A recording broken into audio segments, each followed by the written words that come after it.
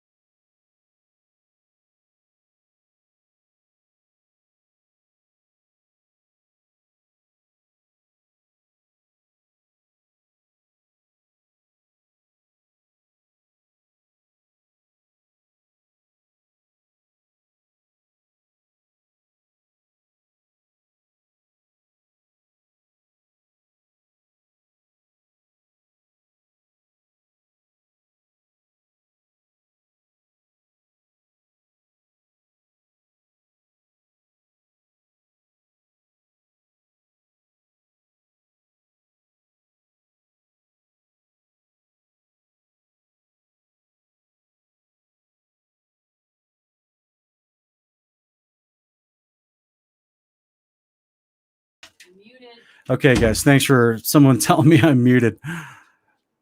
All right, are we back? I think we're back. Okay. This is what happens when you do live. You got all kinds of, there's a stranger's dog running around outside, just freaking our dogs out, getting in our yard. Just fun stuff in life when you're doing this live. It's very interesting. So guys, as we go through these chapters, stick with us till 26 and 27. We got 3 chapters to cover. There's some really interesting stuff. For whatever reason, I don't know if it's just the show, the length of the show or whatever. I try to keep it about 90 minutes if possible, but my analytics shows me that most people stop watching about halfway through, sometimes less than halfway through. So if you do that today, you're going to miss something truly amazing that I'm going to present. So I guess that's on you if you do that. So let's get started. So let's look at Exodus 25, and we'll start in verses 1 through 7. It says, "The Lord spoke to Moses, saying, Speak to the children of Israel, that they bring me an offering of every man that gives it willingly with his heart, and you shall take my offering. And this is the offering which you should take of them: gold and silver and brass, and blue and purple and scarlet, and fine linen, and goat's hair, and ram skins, dyed red, and badger skins, and shittim wood, oil for the light, spices for the anointing oil, and for the sweet incense, onyx stones, and stones to be set in the ephod and in the breastplate." Okay, so as you can see, I highlighted here this particular offering. This is just something I wanted to point out before we go too far. The Father, all this whole thing with the Father's covenant and these people it's all willing. It's all free will. All right. He's not forcing anybody to come into covenant with him. He's not forcing anyone to do the commandments. Clearly, there's millions, if not hundreds of millions of people around the globe that do not do his commandments, that intentionally do the opposite out of their own free will. Same thing, even within the people within his covenant, the people that are, he's asking them to take the resources that the Egyptians gave them coming out of the Exodus, and he's going to build the tabernacle, the altar, all the different component pieces of the priesthood and the service to the temple. So he tells them, though, since it's literally theirs, he had the Egyptians give it to the people, so now it's the people's. The Father doesn't view this as, well, this is, mine, so just give it to me. No, he says, of every man that gives it willingly with his heart. So, reminds me of 2 Corinthians chapter 8, where Paul speaks about not giving under compulsion, but giving willingly to each man, right, as he wants. So this is what God also asks of us in Exodus to the Israelites with Moses and Aaron in the desert. They're going to start, they need some construction materials. They have the construction materials because it was given to them by the Egyptians, but it was given to them. It was given to the children of Israel. And the Father's saying, hey, if you're willing, give it to me. Let it be a part of an offering. He's not calling this a tithe, right? Let it be a part of an offering. And then at that point, I can use it. So I just think that's really interesting to point out the heart of the Father, what he's doing here. 8 through 12, it says, "Let them make a sanctuary that I may dwell among them, according to all that I show you, after the pattern of the tabernacle and the pattern of all the instruments thereof. Even so you shall make it. And they shall make an ark of shittim wood. 2 cubits and a half shall be the length thereof, and a cubit and a half the breadth thereof, and a cubit and a half the height thereof. And you shall overlay it with pure gold. Within and without shall you overlay it. And shall you make a crown upon gold around about. And you shall cast 4 rings of gold for it, and put them in the 4 corners thereof. And the 2 rings shall be in the one side of it, and 2 rings in the other side of it. You shall make staves of shittim wood, and overlay them with gold. And you shall put the staves in the rings by the sides of the ark, and the ark that may be borne with them. The staves shall be in the rings of the ark, they shall not be taken from it. And you shall put into the ark of the testimony, which I shall give you. And you shall make a mercy seat of pure gold. 2 cubits and a half shall be of length thereof, and a cubit and a half the breadth thereof. And you shall make 2 cherubim of gold. Of beaten work shall you make them, in the 2 ends of the mercy seat. And make 1 cherub on the one end, and the other cherub on the other end. Even of the mercy seat shall you make the cherubim on the 2 ends thereof. And the cherubim shall stretch forth their wings on high, covering the mercy seat with their wings. And their faces shall look one to another. Toward the mercy seat shall the faces of the cherubim be. And you shall put the mercy seat above upon the ark. And in the ark you shall put the testimony that I shall give you. And there I will meet with you. I will commune with you from above the mercy seat, from between the 2 cherubim which are upon the ark of the testimony, of all things which I give you in commandment to the children of Israel. I'm just going to stop real quick. I'm going to go back to the other highlighted places here in just a minute, but this particular highlighted spot here in verse 22, does Yahweh himself come down? His, quick question, just to make sure we're all gleaning comprehension as we go through these portions in Exodus. Does Yahweh himself come down and sit above the mercy seat here and commune with Moses and Aaron? No. He says, I will come with you from above the mercy seat. I will commune with you. Is there on me with you? Well, what does he mean? What's going on here? And as we get into the place where this is built in Leviticus, and we see in Leviticus 7-9, the angel of the presence that went with him is the one that is the representation for the Father. He's why he called the angel of the presence. It's the presence of God's wonderful Spirit, empowering the angel to come down and be that representative. Because what does Moses have to get explained to him? No one can see his face and live. A mortal man in the flesh can't be next to Yahweh, who's too powerful, too pure, too set apart. Can't be next to him, and the mortal man would not live through that encounter. Just the physics of it. It's not about an angry God. It's the simple physics of how creation was made. This is why angels are an intermediary stage. They're a form of a priesthood, and they would be. It's the angel of the presence that we're going to see later in Leviticus. It's be the one that actually does the meeting, but he's speaking the words of Yahweh and conversing with Moses and Aaron, giving messages from the Father back and forth. So this is something that I think that a lot of people glaze over. They don't realize that it's kind of assumed in the text that you understand this agency of this angel that Yahweh assigned to go with them and what he's doing for them. By the way, this is the same angel that is the narrator of the book of Jubilees. I mentioned this before, but I just want to make sure everyone remembers that. Same chapter 23-28, it says, you shall also make a table of shittim wood. 2 cubits shall be the length thereof, and a cubit the breadth thereof, and a cubit the half height thereof. And you shall overlay it with pure gold, and make thereto a crown of gold round about, and you shall make them into a border of a handbreadth round about. You shall make them a golden crown to the border thereof round about. You shall make for it 4 rings of gold, and put the rings in the 4 corners that are on the 4 feet thereof. And over against the border shall the rings be for the places of the staves to bear the table. And you shall make the staves of shittim wood, and overlay them with gold, that the table may be borne with them. And you shall make the dishes thereof, and the spoons thereof, and the covers thereof, and the bowls thereof, to cover withal. A pure gold shall you make them. And you shall set upon the table the showbread before me always. You shall make a candlestick of pure gold. Of beaten work shall the candlestick be made. His shaft and his branches, his bowls, his knops, his flowers shall be of the same. The 6 branches shall come out of the side of it, 3 branches of the candlestick out on one side, 3 branches of the candlestick out on the other side. 3 bowls made unto like almonds, with a knop and flower in one branch, and 3 bowls made like almonds in the other branch, with a knop and flower. So in the 6 branches that come out of the candlestick. And in the candlestick shall be 4 bowls made unto like almonds, with their knops and the flowers. And there shall be a knop unto 2 branches of the same, and a knop under 2 branches of the same, and a knop under 2 branches of the same. This is talking about the three different, it's, again, like I said, guys, this is a rough chapter. I'll be honest with you. The way some of this stuff is worded, it's really, really, it's really rough. But we're going to go over the candlestick here in just a minute. I'm going to explain with some pictures and stuff. Not exactly the ornate knop and flowers that are being described as far as how they're put on the actual arms of the candlestick, but we're going to go over the overall design in general. So verse 36 says, their knops and their branches shall be of the same. It shall be one beaten work of pure gold. And you shall make the 7 lamps thereof, and they shall light the lamps thereof, that they may give light over against it. And that's what I wanted to point out here. These 7 lamps thereof, there's 7. There's not 9. That's a tradition of Judaism.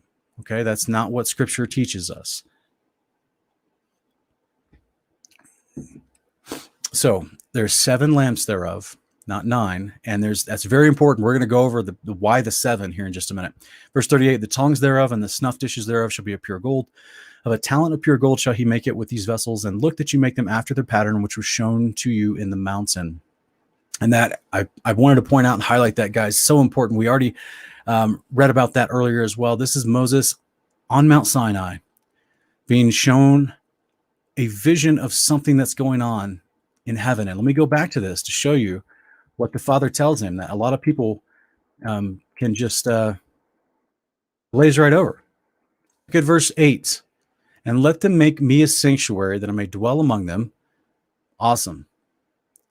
Remember, it's the angel of the presence is going to fill that sanctuary, not literally Yahweh. But then he says in verse 9, and he's going to make this sanctuary according to all that I show you after the pattern of the tabernacle. So this isn't the pattern of the tabernacle that hasn't been shown to him yet.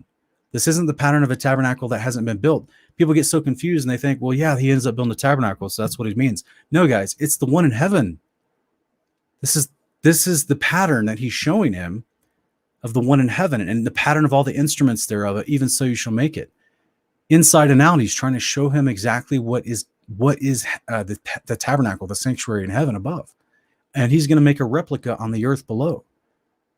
So it literally tells you here in the text, Exodus 25:9, that this is after the pattern of the tabernacle, not after the pattern of a tabernacle, or I'm going to show you the pattern of the tabernacle that you're supposed to build on the earth that doesn't exist. No, it's after the pattern of the tabernacle that already is an existing structure in heaven above. This is already a reality. He's just going to make a copy of it on the ground below. We're going to actually review that later in Hebrews chapter 8, but that's exactly what's going on here. This is the Father telling Moses, look, I've got one of these in my house in heaven. I want you to make a copy of it down here on the earth. So this is why later on, stick with us after we finish with chapter 26, we're going to actually go over Ezekiel as well, which describes some of that tabernacle in heaven. There's something very unique inside of it. So I hope that you stick around. So that was chapter 25. Just he says it like 3 or 4 more times in these next few chapters. He tells Moses, look, I'm showing you this because I want you to make it after the pattern of everything that's been shown to you in the mountain. I want to make you, and the pattern that you're being shown is the things of the heavenlies. Deuteronomy chapter 10. This is our companion passage. And at this time, guys, if you want to call in, if you have any questions about what we just read, and if you want to call in and ask a question, you're welcome to. Here's the link on the bottom. Just as always, please be sure to make sure you're fully clothed and ready to be on camera, because you'll be on camera. And this is a live stream, so mind your language, I suppose, right? So ultimately, you're welcome to use that link if you want to, and you want to call in. I'm going to go ahead and start the companion passages here. We got just a couple of them, but let's look at Deuteronomy chapter 10, and let's look at I think it's verses 10 through 14.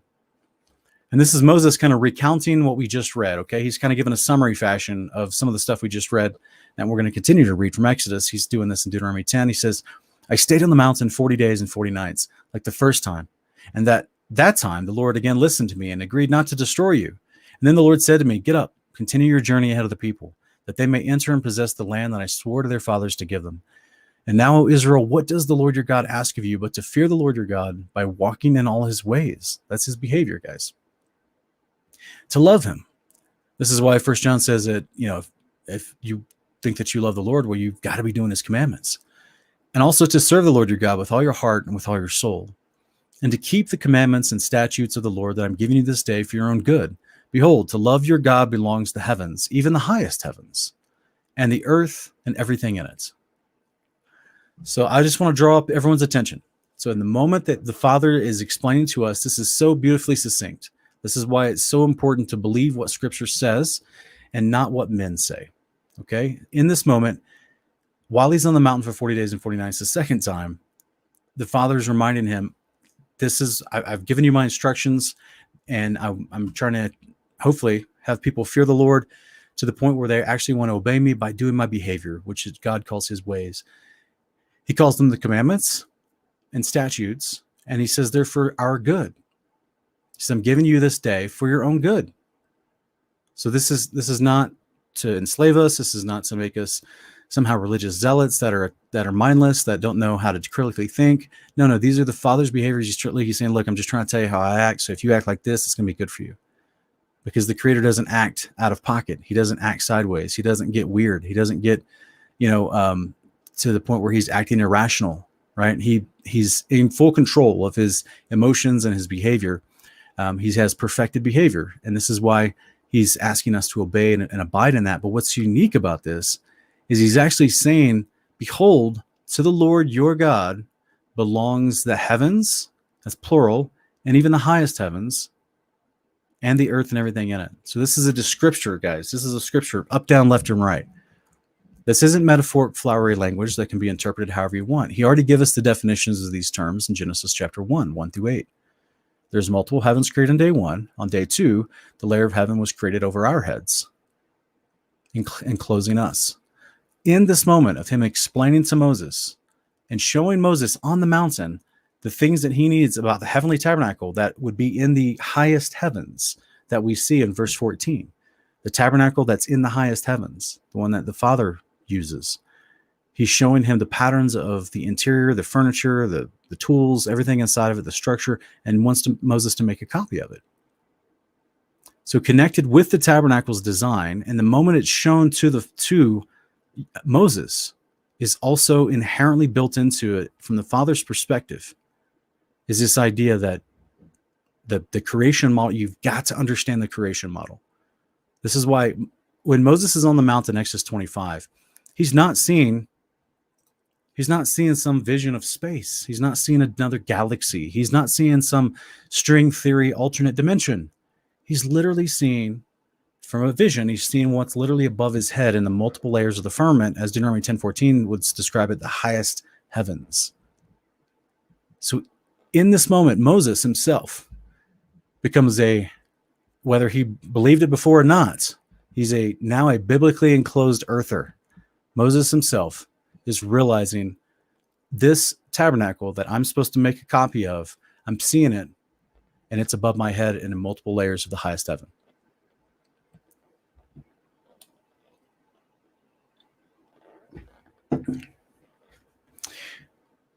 Just food for thought, guys.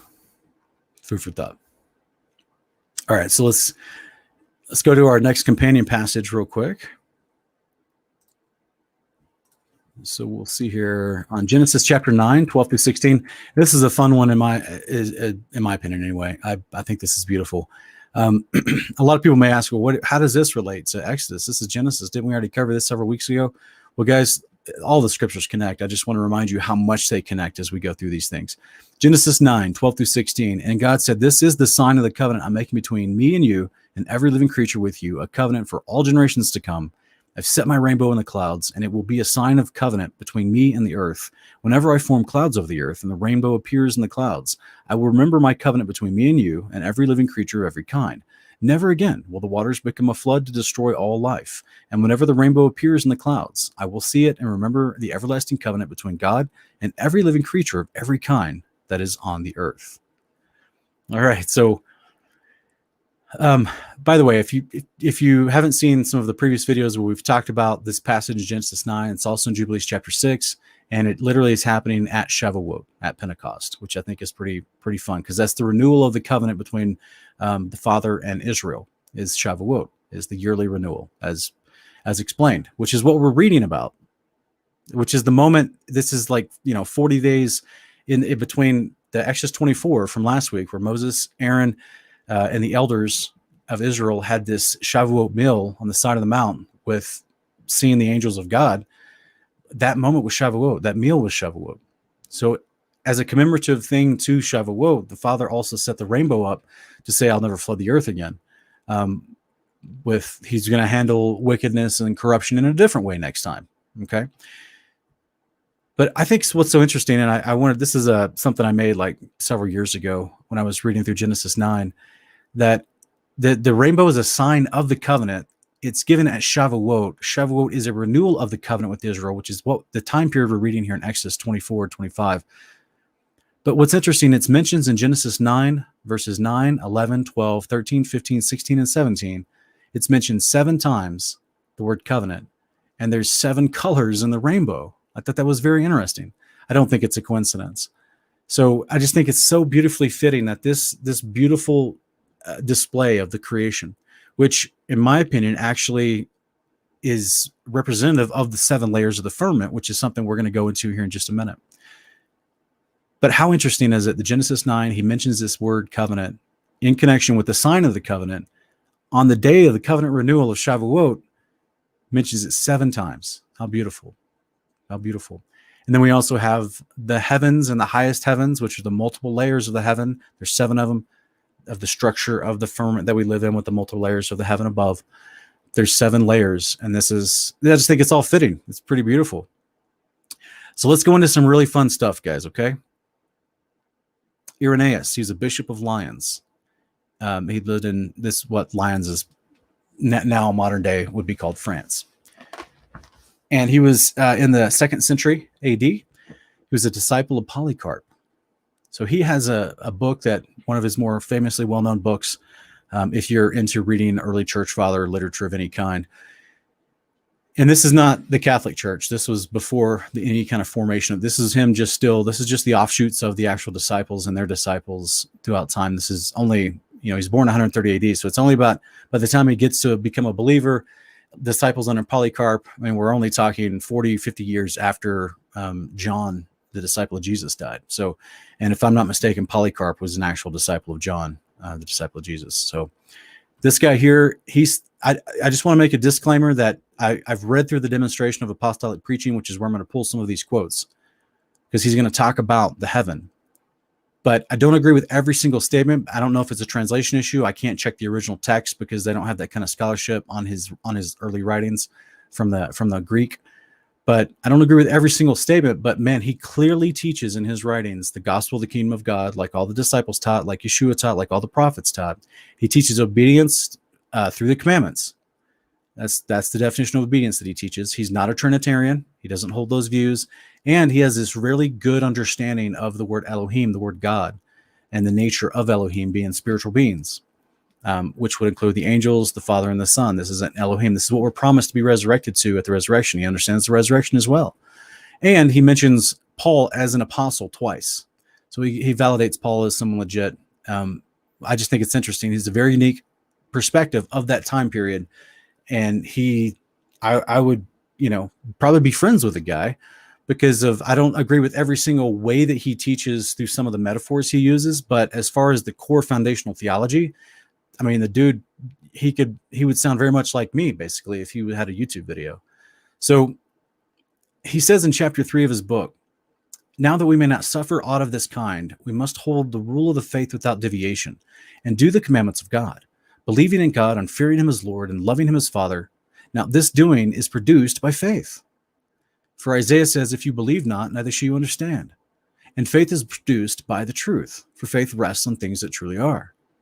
How beautiful is that? So he's not teaching blind faith. He says faith rests on things that truly are. And he's describing faith happening because the truth is inside you, the deposit of the Holy Spirit, and that it is, comes out of you through the commandments of God. It's beautiful.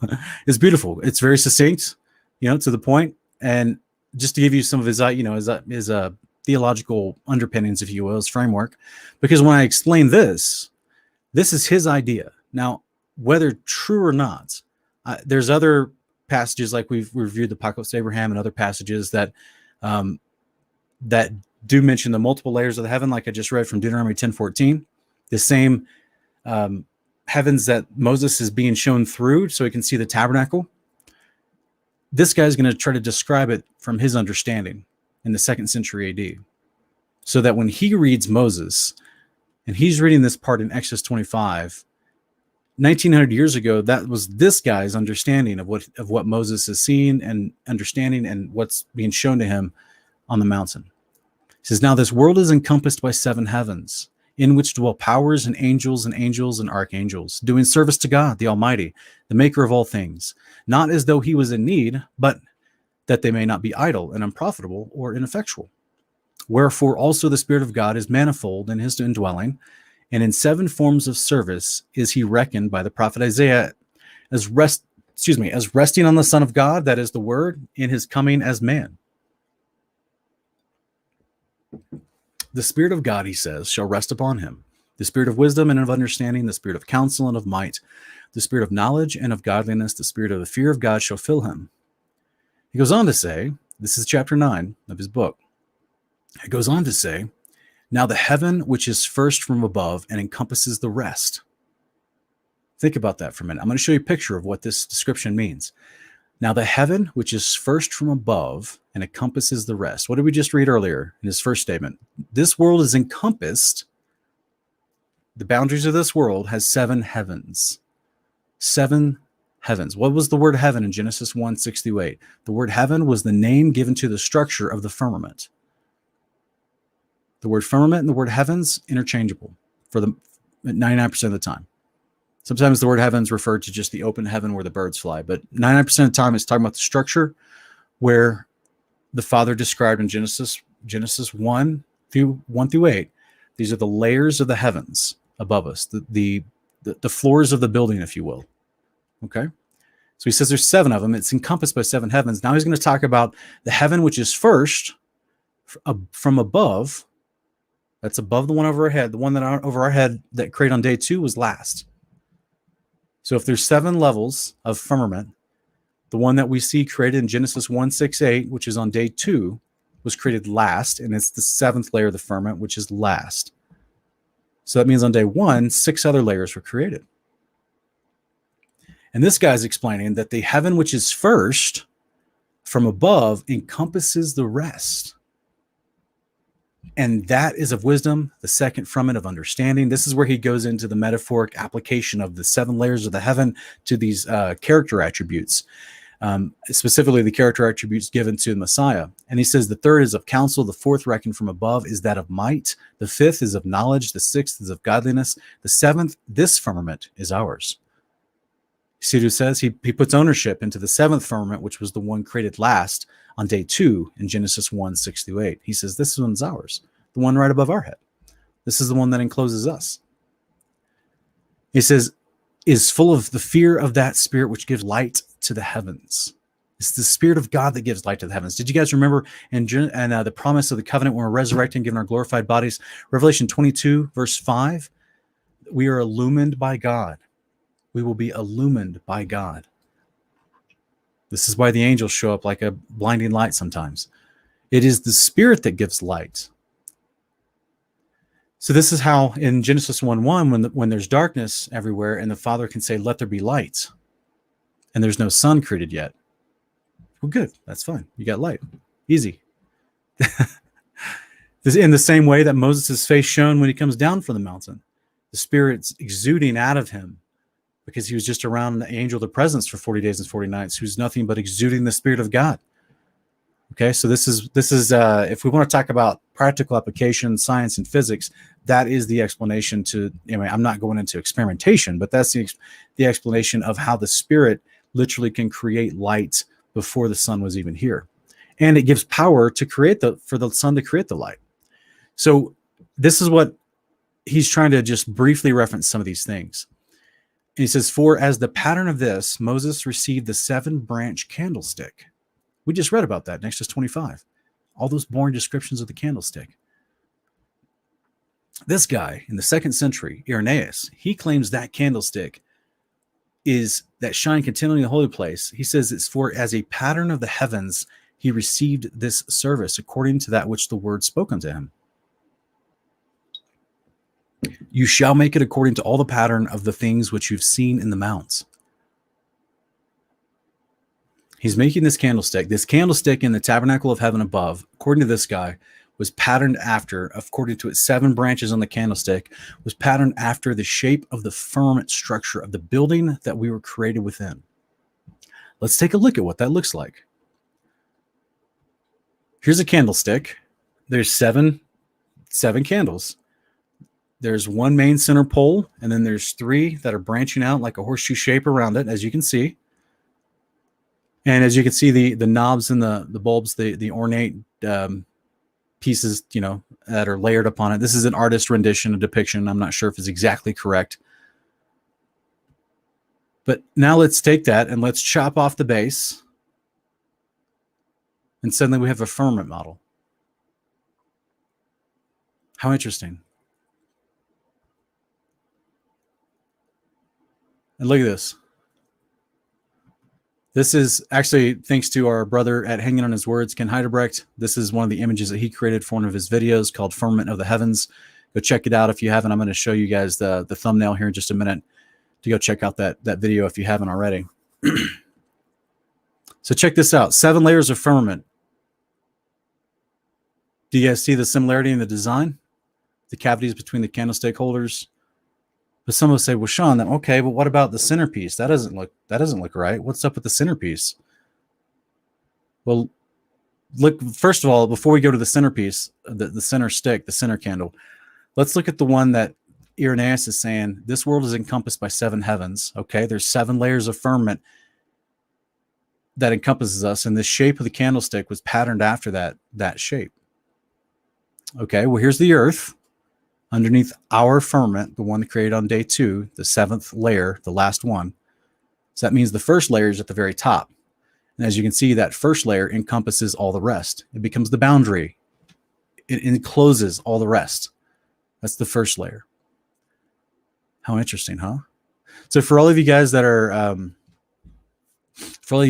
like into the biblical creation model, and you always wonder, is there more land outside of our firmament?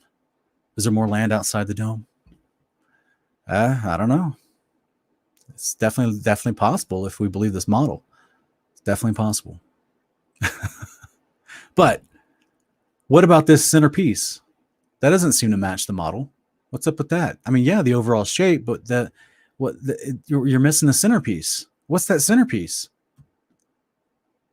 It's the Garden of Eden. Comes back as the New Jerusalem. If you guys have been following this channel for any time, you know that I've done on Kingdom Cast on our secondary channel. Go subscribe. I've done an entire video called Kingdom of the Garden. Type in Kingdom of the Garden, Kingdom Cast, and I go through all the scriptures showing you that the Garden of Eden that was down on the ground was retracted approximately during the time of the flood, maybe actually during the flood, according to Isaiah 54's descriptions. And it comes back down through the firmament, our firmament, a layer above. It comes back down in Revelation 21, 1-7. It is the New Jerusalem. There's many, many passages I go over in that video. I'll just give you a couple brief ones. 2 Ezra chapter 7:26 literally calls the New Jerusalem the bride that is currently withdrawn from the earth. Revelation 21, 9 and 10 says the New Jerusalem that descends down back through the firmament to the ground of the earth again is the bride. It's the actual New Jerusalem that comes back. So it's been retracted. It's currently retracted right now. But when Yeshua comes at the coming of the Lord, he brings a kingdom with him. He's a king who reigns over a kingdom. He's going to bring his kingdom with him. He brings it back down through the firmament model, making complete the menorah depiction.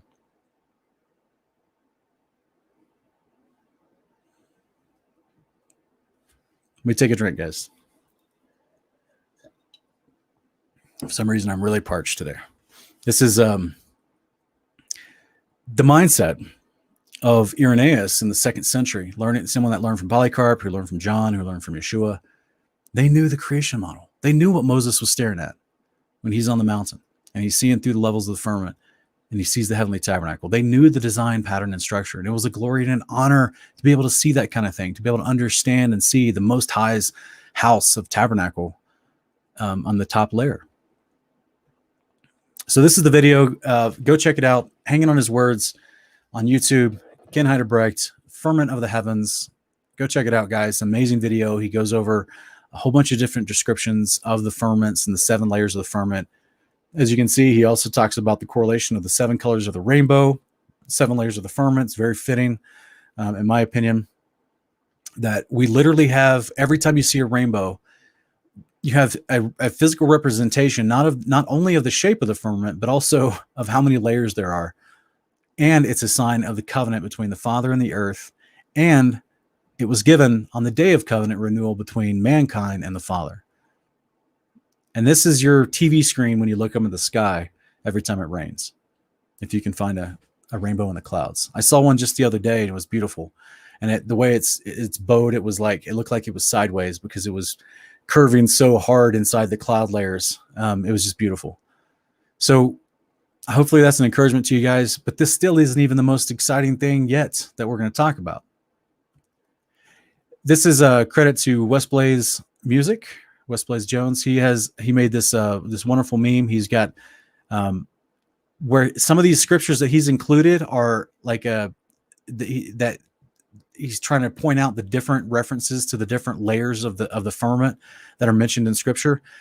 He's alluding to them by inference. Some of them are directly spoken of. Some of them are, you have to deduce what the actual context is speaking about and understand the creation model to realize it's referencing that type of thing. But the point is, they're all either inferred or directly referenced in scripture. There's 7 layers, guys. It's amazing. It's amazing. And unfortunately, no, you won't be able to see them. As you can see, he's got Jubilees in there as well. Testament of Levi, Apocalypse of Abraham. So unfortunately, no, in the modern book of scripture that we've been given by men, they've taken a lot of these ancient Israeli texts out that describe this kind of stuff. So therefore, we had to go into some of the apocryphals to show that, remember, the word apocryphal just is a term that some dude gave to a book he didn't like. So that's why we have an entire show called Honor of Kings, where we're looking at the apocryphal books. We try to test them to see if their theology matches with the rest of the canon of 66 we have in America today. But I got to inform some folks and unfortunately, give you the news that you need to go test and challenge for yourself, that the American Bible that we have today is missing a lot of text. And I'm going to show you that here in a minute, because the American Bible today is built off the Masoretic text, but we're going to be looking at a Greek version translated texts of Ezekiel here in just a minute. It's going to blow your mind as far as how clear and how understandable it makes it, and how we see how there's been a systematic effort over time to hide the truth of where we live, to hide the truth of our Messiah, and how much he's just assumed into the text everywhere. So I just hope to encourage you guys with that. Let's go into Exodus 26. No one called in after 25, so I'm going to take the link off for now. If you guys want to call in here in just a minute, you're welcome to. I'm going to go ahead and jump into Exodus 26 real quick. So verses 1 through 5, it says, "Moreover, you shall make the tabernacle with curtains of fine twined linen and blue and purple and scarlet. With cherubim of cunning work shall you make them. The length of one curtain shall be 8 and 20 cubits. The breadth of one curtain 4 cubits. And every one of the curtains shall have one measure. The 5 curtains shall be coupled together one to another, and the 5 curtains shall be coupled one to another. And you shall make loops of blue upon the edge of the one curtain from the selvage in the coupling. And likewise shall you make in the uttermost edge of another curtain in the coupling of the second. 50 loops shall you make in one curtain, and 50 loops shall you make in the edge of the curtain that is in the coupling of the second, that the loops may take hold one of another. And you shall make 50 tacks of brass, and put the tacks into the loops, and couple the tent together, that it may be one. And the remnant that remains of the curtains of the tent, the half curtain that remains, shall hang over the backside of the tabernacle, and a cubit on the one side, and a cubit on the other side of that which remains in the length of the curtains of the tent. It shall hang over the sides of the tabernacle on this side and on that side to cover it. And you shall make a covering for the tent of rams, skins dyed red, and a covering above of badgers' skins. And you shall make boards for the tabernacle of shittim wood standing up. 10 cubits shall be the length of a board, and a cubit and a half shall be there the breadth of one board. 2 tenons shall there be in one board, set in order one against another. Thus shall you make for all the boards of the tabernacle. And you shall make the boards for the tabernacle 20 boards on the south side southward. And you shall make 40 sockets of silver under the 20 boards, 2 sockets under one board for his 2 tenons, and 2 sockets under another board for his 2 tenons. And for the second side of the tabernacle on the north side, there shall be 20 boards, and there 40 sockets of silver, 2 sockets under one board, and 2 sockets under another board.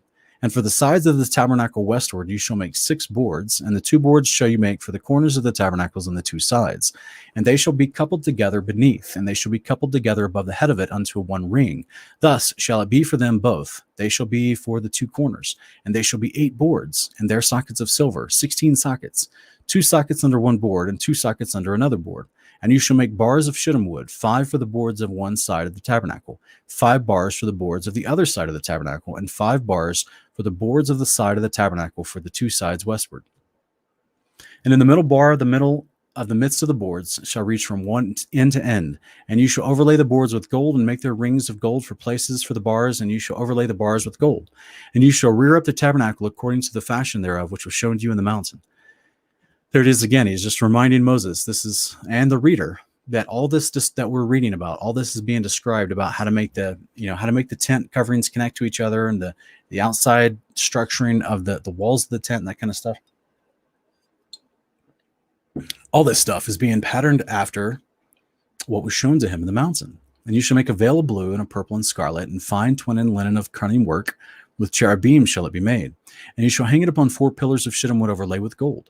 Their hooks shall be of gold upon the 4 sockets of silver, and you shall hang up the veil under the tacks, that you may bring in there within the veil of the ark of the testimony. And the veil shall divide between you, the holy place, and the most holy. Shall divide you between the holy place and the most holy. And you shall put the mercy seat upon the ark of the testimony in the most holy place. And you shall set the table without the veil, and the candlestick over against the table on the side of the tabernacle toward the south. And you shall put the table on the north side. And you shall make a hanging for the door of the tent of blue and purple and scarlet and fine twined linen, wrought with needlework. And you shall make for the hanging 5 pillars of shittim wood, and overlay them with gold, and their hooks shall be of brass, and you shall cast 5 sockets of brass for them. Okay, yes. Thanks for enduring that particular portion. it's a beautiful description from an engineering standpoint. So this is very detailed instructions, like reading an instruction manual how to put something together. But it's also being translated from ancient Hebrew, so some of the terminology it becomes a study in its own, right? And there's people out there that have studied exactly how that looks and what it should look like, and there's debate on that. There's some people that say it's a rectangle, some people say it's a dome. All I know is that it's not my field. That's what I'll gladly admit, right? Is that it's definitely not my field. I'm not don't purport or claim to be an engineer. It's not something that I think is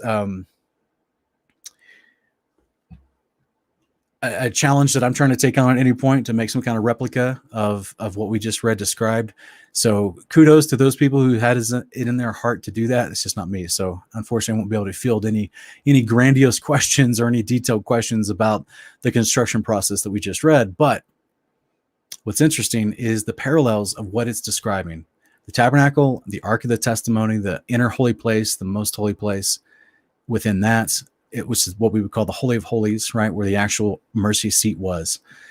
This is the place where one day out of the year, and on the Day of Atonement, the high priest would go in to make atonement and do what he needed to do according to his instructed ritual, to go in there and to make atonement for himself and for the people. It's very interesting. Okay, so let's look at a parallel of what we just read in Ezekiel 43.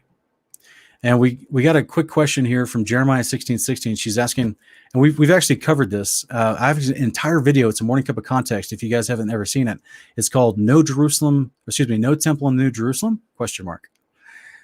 And so just type in No Temple in the New Jerusalem ? It's Morning Cup of Context series. And there is the reason why in Revelation 21, verse 22, it says there's no temple in the New Jerusalem. You have to look in the Greek. It's a poor English translated word to use the word temple. But in the Greek, it's the word for a shrine, which is the Greek idea of the Holy of Holies. It would be the actual place where the God would be inside of a temple. That's the Holy of Holies in the Hebrew setting. And that's why it says there'll be no Holy of Holies in the Hebrew setting, because why? Was Revelation 21:22 says, because the Father and the Son are its Holy of Holies.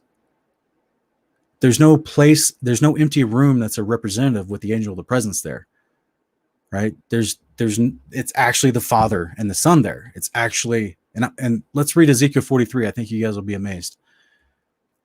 So if you go here, it says, I stood, and this is Ezekiel 43. Let me put this on the screen, guys. This is actually the Septuagint that we're reading from, okay? So this is the Septuagint translation. There's many easy free resources to find Septuagint translations online, or you can order your own personal book.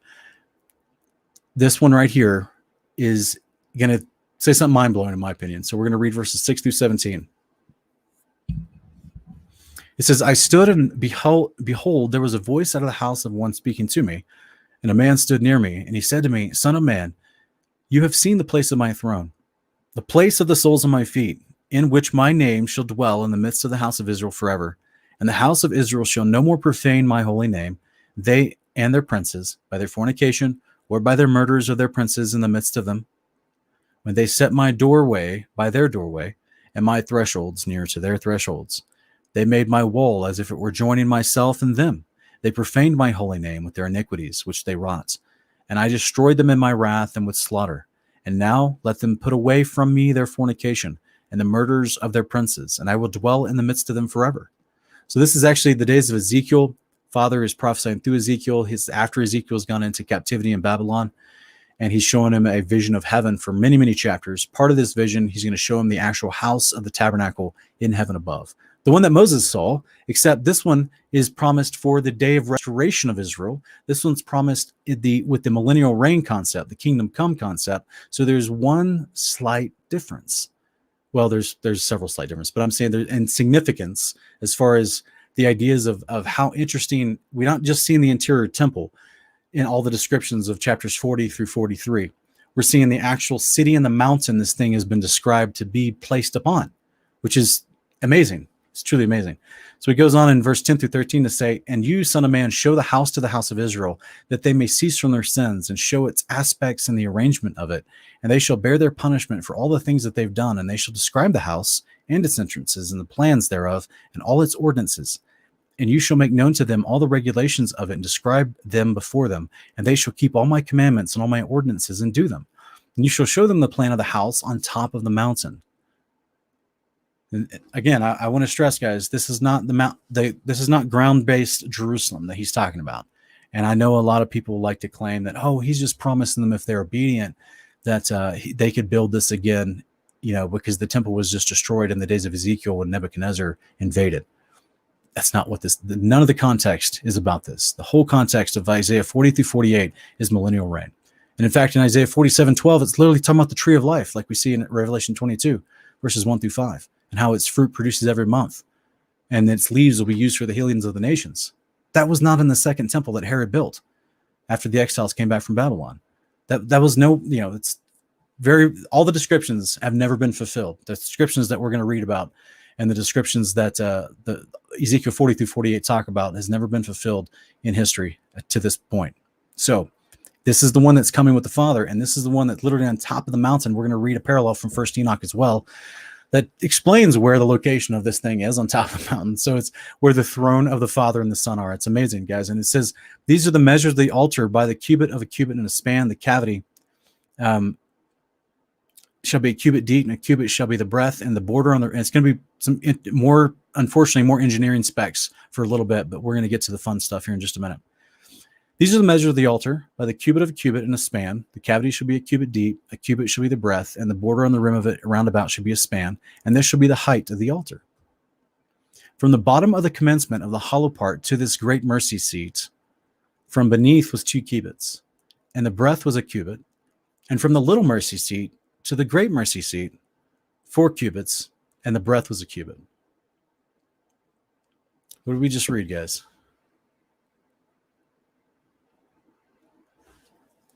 I'll just leave this on the screen for a minute and let you guys take a look.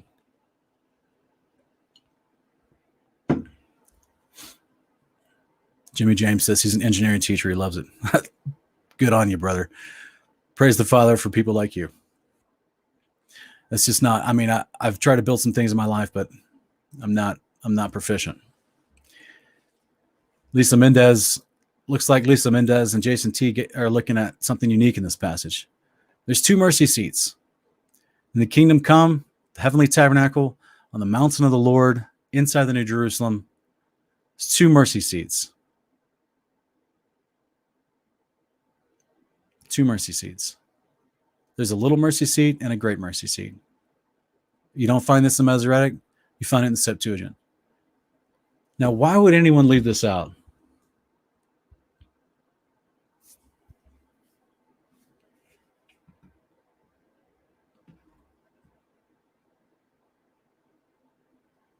If you guys remember, I've done a show on milk and meat like 6-7 months ago. It was called "Proof the Pharisees Removed Scripture to Hide Yeshua."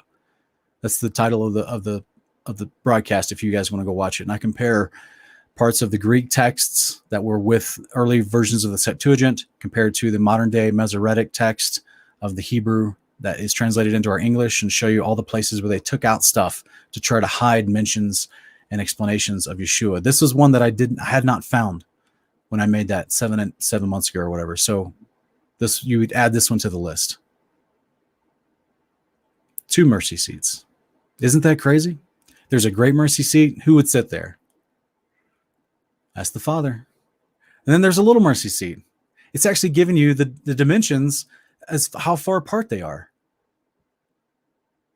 It says there's 4 cubits between the little mercy seat and the great mercy seat. So they're pretty close to each other. If I'm not mistaken, a cubit could be anywhere from 18 to 25 inches. Sometimes people would say it's just the span from your elbow to your fingertip. Depends on, how you're measuring. But if there's just 4 of those, that's not very far apart. They're close to each other. My beautiful wife, when I was discussing this with her, she just earlier this week, she was like, she reminded me of, I think it's Hebrews chapter 10 or chapter 1. Let me go look at it real quick. It's Hebrews chapter 1. I'll put this on the screen for us to look at. Yeah, here it is. So we check out Hebrews chapter 1, where it's talking about the Son, right? It's talking about Yeshua. And it says, it's explaining Yeshua and how he's basically the brightness of the Father's glory. He's the express image of the Father, and he upholds all things by the word of his power. And when he had himself purged our sins, he sat down at the right hand of the Majesty on high, being made so much better than the angels that he's obtained an inheritance, obtained a more excellent name, which means authority, a more excellent authority than the angels, because he's sitting at the right hand of the Father.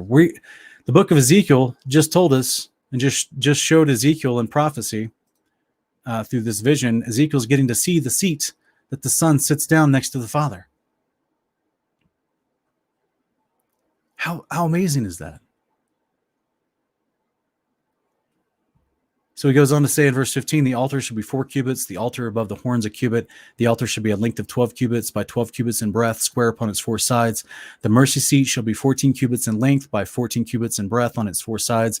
There shall be a border to it carried round about, and half a cubit, and a rim of it shall be a cubit round about, and the steps thereof looking eastward.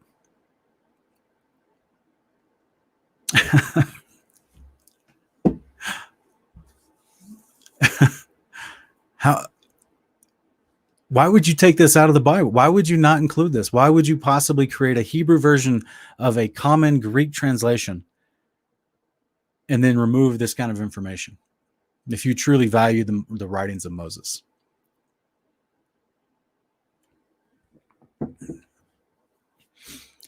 The more we dig in to the differences between the Greek translations that would be prevalent during the days of Yeshua versus the later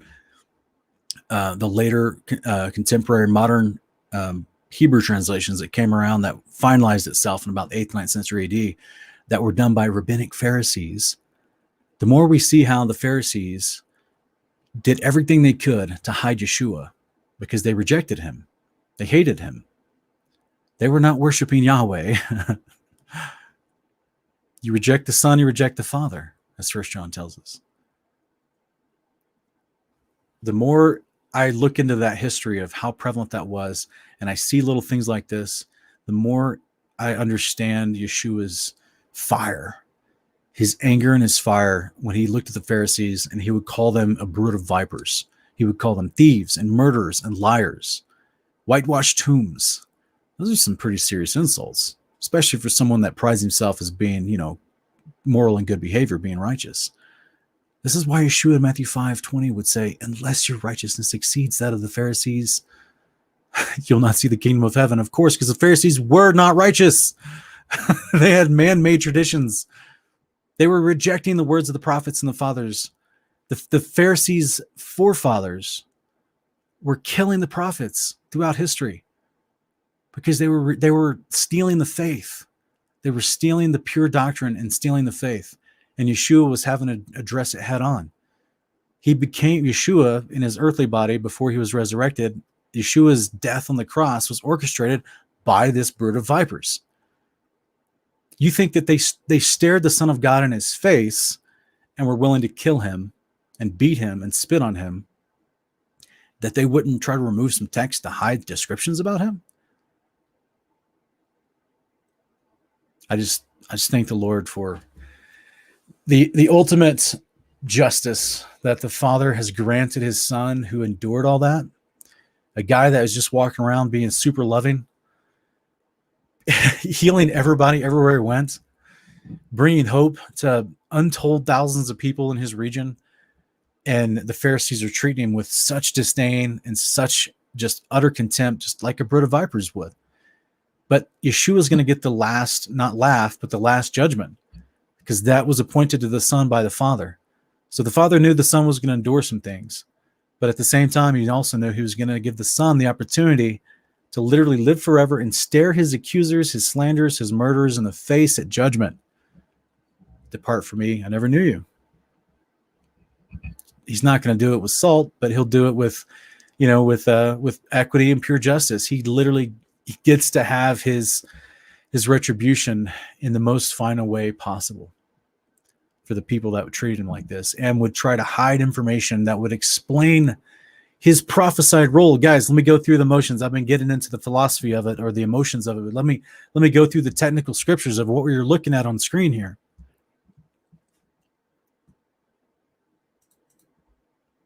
Sorry, let me take that off real quick.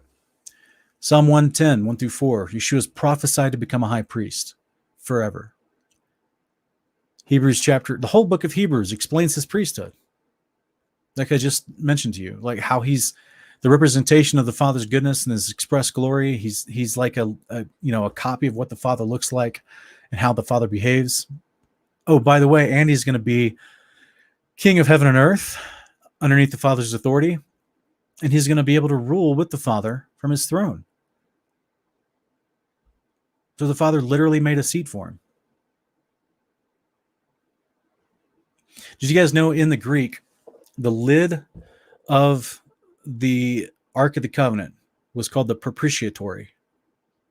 That's what it translates to in the Greek, to the Hebrew, or excuse me, to the English. It's called the propitiatory. So therefore, when we see Paul speaking about Yeshua being our propitiation, he's saying he's referencing the mercy seat. He's referencing the seat of power that the Son will sit on, because that's the place given to him. When he ascended to the Father on high, he sat on that seat.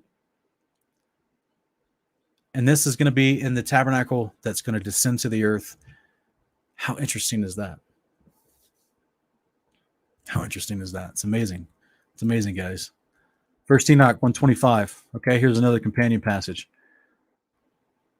This is going to describe the mountain that Ezekiel was just seeing, about where this tabernacle was on top of this mountain in the New Jerusalem. First Enoch 125, 1 through 3. He said unto me, Enoch, this is the angel speaking to Enoch. Enoch, why do you ask me regarding the fragrance of the tree, and why do you wish to learn the truth?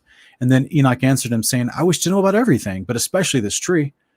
And the angel answered, saying, this high mountain which you saw, whose summit is like the throne of God, is his throne,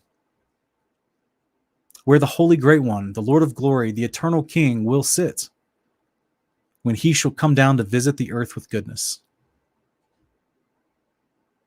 Revelation 21, 22. There's no temple in New Jerusalem. There's no shrine. There's no empty room where the Ark of the Covenants were empty there, right? Those were seats for physical people, but instead there's an angel hovering above it. So instead of that scene, it's going to be a Father and Son. So the glorified saints will be able to go and interact with the Father and Son and literally see them sitting on these two mercy seats we just read about in Ezekiel 43. And Enoch got to see this actual mountain. And if you read the rest of Enoch 24 and 25, there was this beautiful mountain range in heaven that there's 7 big mountains. And the biggest one, he said the top of it was like sapphire because of how beautiful it was. And I don't know if that's because it was the coloring of it, or if it was because of the clearness of it. So it depends on how that's used in different translations. I can't really tell from the translation of Enoch, but either way, it can't be missed. It literally stuck out as the biggest of these 7 mountains, and on top of it, the entire thing looked and shined and sparkled like sapphire. And oh, by the way, it's the seat of the Holy Great One. It's the actual King. We just read. So Enoch gets a brief glimpse before the flood. Moses gets a brief glimpse of to make things after the furniture inside, the designs of certain things.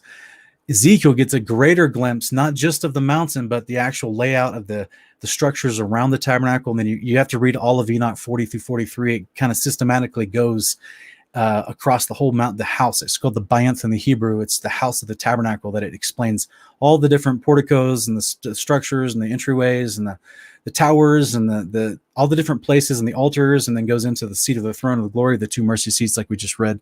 It's a very detailed description. It's beautiful, beautiful. And it's just amazing that all this stuff was shown to the prophets. Enoch, Moses, Ezekiel, they're all prophets. Revelation chapter 3, John gets this is just a little follow-up, right, to what we just read about the 2 mercy seats being mentioned in Ezekiel 43.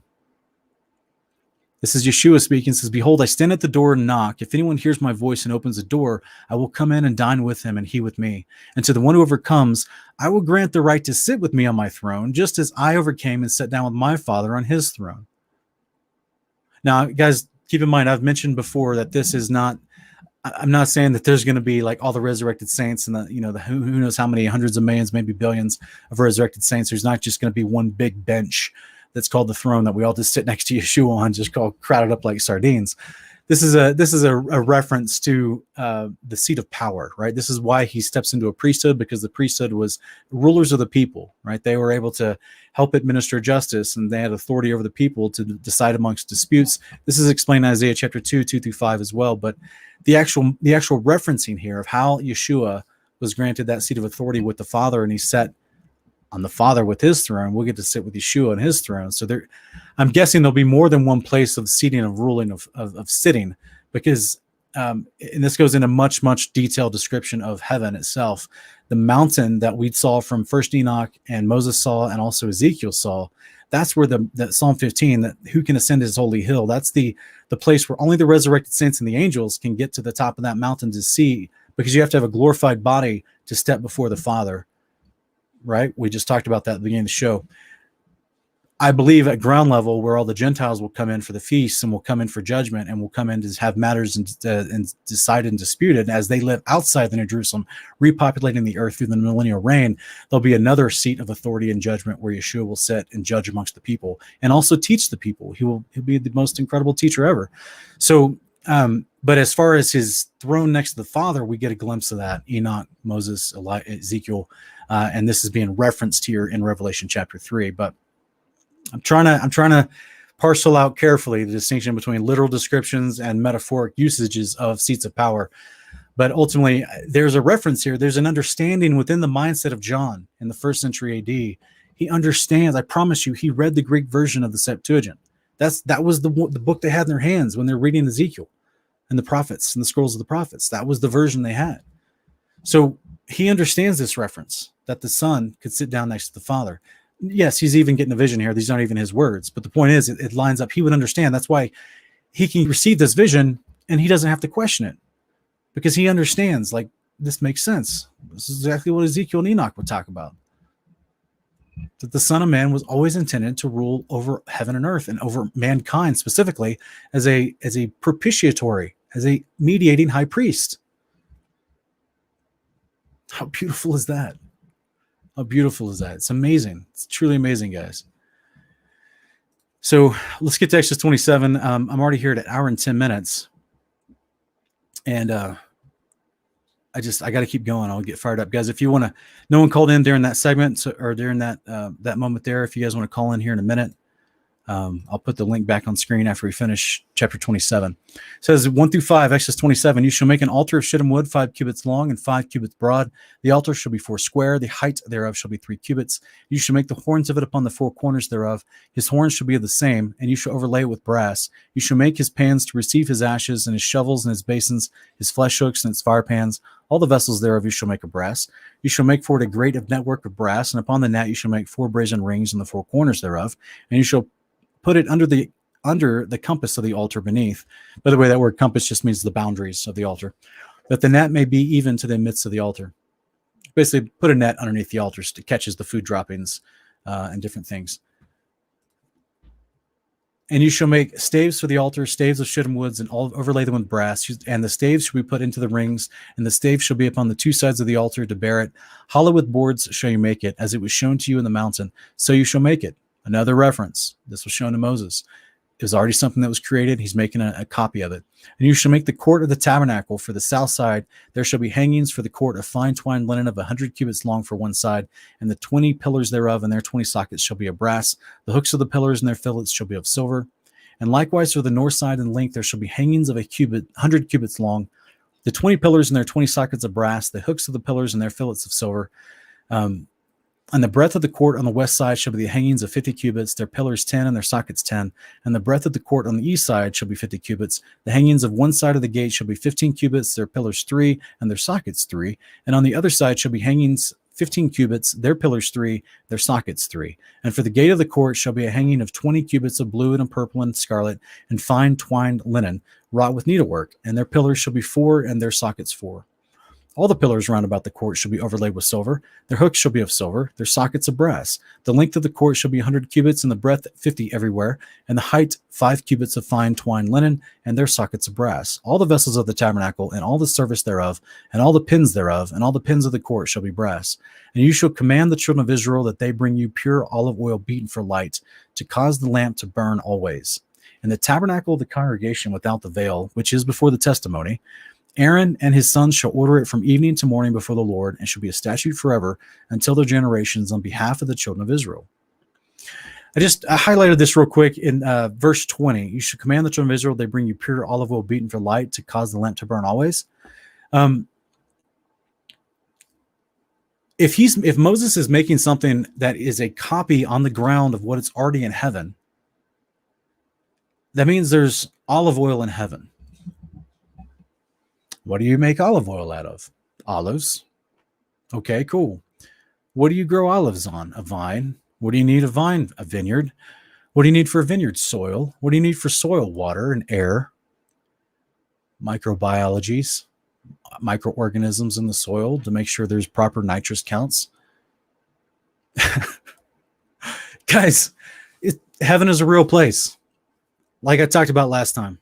We're reading descriptions last week of heaven above, of the behavior of heaven, the administrative justice of heaven, descriptions of how the angels interact with their produce and their animals and their territories and their boundaries, how the Father organized the levels of heaven above us where the angels live, and how they conduct business and conduct their lives in peace, even to the point of they have to bring first fruit offerings. There's a hierarchy of priesthoods within the angels that's described to us. That's what Hebrews 1 was mentioning, that Yeshua's priesthood was even greater than all the angels. So even the archangels, they're now underneath the priesthood of Yeshua, which is an authoritative structure of rulership. And now we're seeing here just another little glimpse, just to remind you, this is why I've been pointing out with the blue throughout all these chapters, that everything Moses is being shown to make a replica of is something that already exists in heaven above. I don't know. I want to make this as real as possible for people reading along and watching. Heaven is a real place, man. I know it sounds like a trite and cliche phrase, and I don't mean real as in it just exists and therefore that's all we have to say about it. No, there's soil. There's a place to grow olives. There's a place to have a vineyard, which means you need to, more than likely, if anyone that's ever done anything with a vineyard, means you need to actually create the little wooden structures to make sure that the vines will grow properly. So there's trees in heaven. I mean, we just read 1 Enoch 25 and carried over from 24, where Enoch is asking about these fragrant trees that he's seeing all over heaven. How beautiful it is. If you read the book of 1 Enoch, it shows you mountains and trees and waters and lakes and rivers, and it's beautiful. It's beautiful, guys. We're promised to inherit the kingdom of heaven, the place that we were put originally. Adam and Eve were put in the garden. This is what comes back down as a real place with water and trees and soil and land. It's grass. There's, you know what I'm saying? Like, you're going to be able to grow food. You're going to be able to till the soil of the earth and grow food. I hope to bring some reality to this, guys. We're not reading about fictional stuff. This is very real stuff. And the environment that we were given underneath our layer of the firmament to live and exist is like, I mean, it's very similar to the environment that was created throughout the rest of the creation model, all the other layers. Hopefully that's somehow encouraging to folks to bring a reality into the scriptures. Guys, that was the end of 27. If you decide you want to call in, if you have a question or a comment, you can do that now. The call-in link is at the bottom of the screen. I'm going to go into the companion passage, but it's okay. You can still call in if you want. We'll discuss what we just read, or through all 3 chapters, or all the companion passages, either way. Hebrews 8, 1-5. The point of what we're saying is this. We do have a high priest who sat down at the right hand of the throne of the majesty in heaven. Does that make more sense now? It does to me. And who ministers in the sanctuary in the true tabernacle set up by the Lord and not by man. this is the writer of Hebrews affirming what I've been trying to say, which we've read through Exodus 25 through 27. What Moses was seeing was made by God and not by men. It was already in existence, made by God. It's been there since the beginning, guys, because this is the Father's way of life. And since every high priest is anointed to offer both gifts and sacrifices, every high priest, Yeshua is a high priest, it's necessary for this one, that's Yeshua, also to have something to offer. Yes, gifts and sacrifices. Why would he be required to offer that? Because heaven's a real place. They have animals, they have produce, they have land, they have spices, they have cumin. He can offer the gifts and sacrifices. He has to mediate something before the Father, and he's not spilling his own blood physically. The Father doesn't accept human blood or angel blood or whatever you want to call it, whether they have blood or not, whether they're just filled with light. He doesn't. The Father, his only instructed process for accepting mediation from a high priest through the form of a gift, which is called a sacrifice, is through the blood of an animal. And Yeshua is our high priest, ministering on our behalf for us, making propitiation for us. This is why we're directly told in Hebrews chapter 8, verse 3, since every high priest is supposed to bring gifts and sacrifices, it's only necessary that this one too also have something to offer. And a lot of people like to say, well, I know so, but look, it says that he later it goes on to say he offers his own blood. Guys, we have to read. Well, I've done quite a few videos on Hebrews 9 and 10, and I'll keep doing them because it's worth repeating, and a lot of folks find the channel and don't see all the other videos. So Yeshua, there's the idea of the blood of Christ, okay, is the idea of his purity, his sinlessness, being without spot and blemish because of his obedience. And he doesn't literally take buckets of his blood. He doesn't literally cut himself and bleed on the altar in heaven. That would not be Torah. That's not accepted. It's literally, it's a metaphoric usage of the terminology of the spotless and blameless animals that had pure blood that were required as gifts and sacrifices. And it's metaphorically applied to Yeshua offering his life to the point of being crucified on the cross and a gruesome death. His life is offered in selfless sacrifice. That's why he prays in the garden, not my will, but your will be done, Father. Because he's laying down his life in sacrifice. And that metaphor of the spotless blood of the Lamb is applied to Yeshua's perfect obedience. He didn't deserve death, but he laid down his life in sacrifice anyway. So that's where that metaphor comes from. But now that we're past metaphor and we're into the literal application of Yeshua in his priesthood, he's got a real job to do on our behalf to the Father. 1 Timothy 2:5, Hebrews chapter 8, 1-5. And he's doing that in heaven above faithfully, without fail.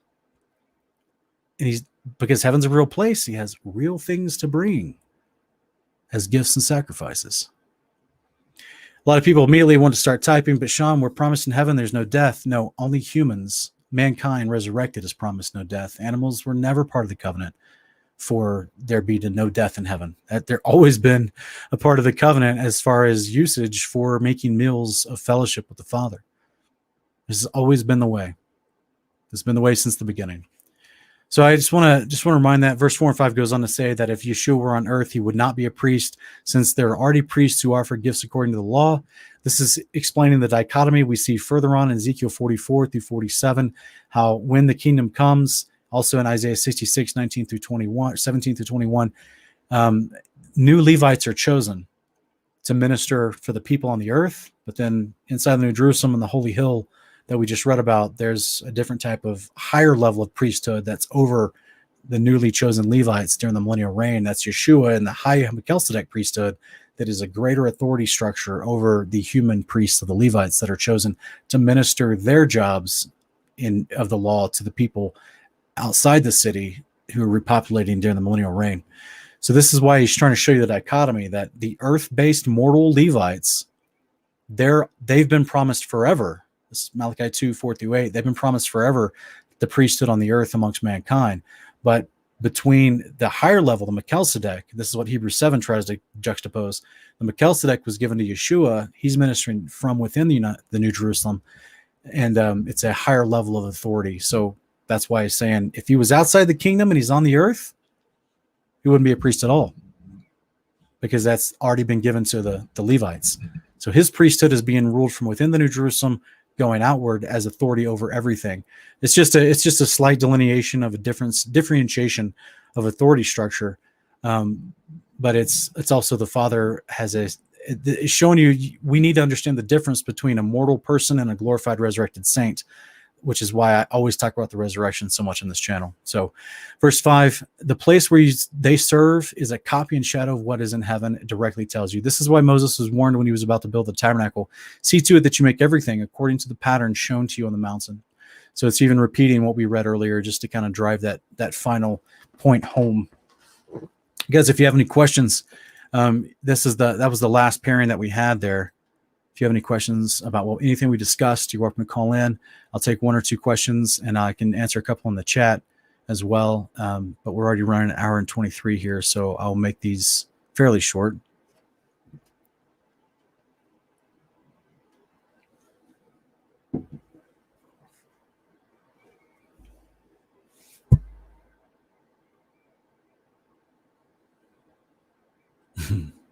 No, Richard, we don't sit in the cloud for eternity. Thank the Lord.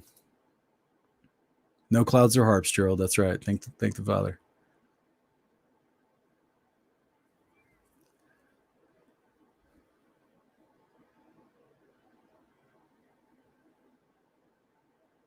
Yes, Jane, that's the idea. It's like, this is why we disagree with one of the reasons. There's many reasons, but this is just one of the reasons why we disagree with the book of first book of Adam and Eve so much, that we kind of dismantled, if you will, on the Honor of Kings. Ken and I did, because it describes the earth outside the garden as being this barren wasteland that Adam had to encounter. But it's not at all what the original created earth was like. It's to be, when God made it, he said, this is good, just like he made the heavens above and all the layers of the firmament above where the angels live, and they have land and trees and houses and waters. And he said it was good when he made that too, And so, yeah, there's just a lot of problems with that book, but you're right.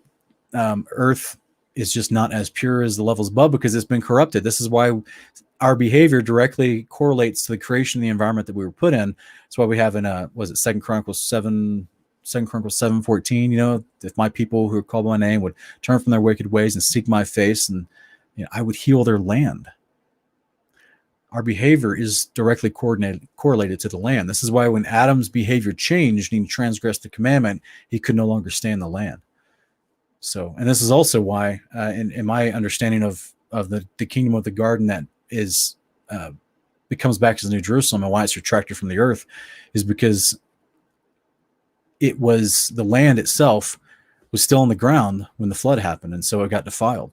So it has to be recreated, made new, which is why it's enlarged, as Isaiah 49 explains, and it's being prepared even further by Yeshua to accommodate for all the saints, which is why it comes back at a certain appointed time on the day of the Lord. All right. Blue Doves is asking, I find I'm hard-pressed to find any reference to Messiah, eternal priesthood in the Gospels.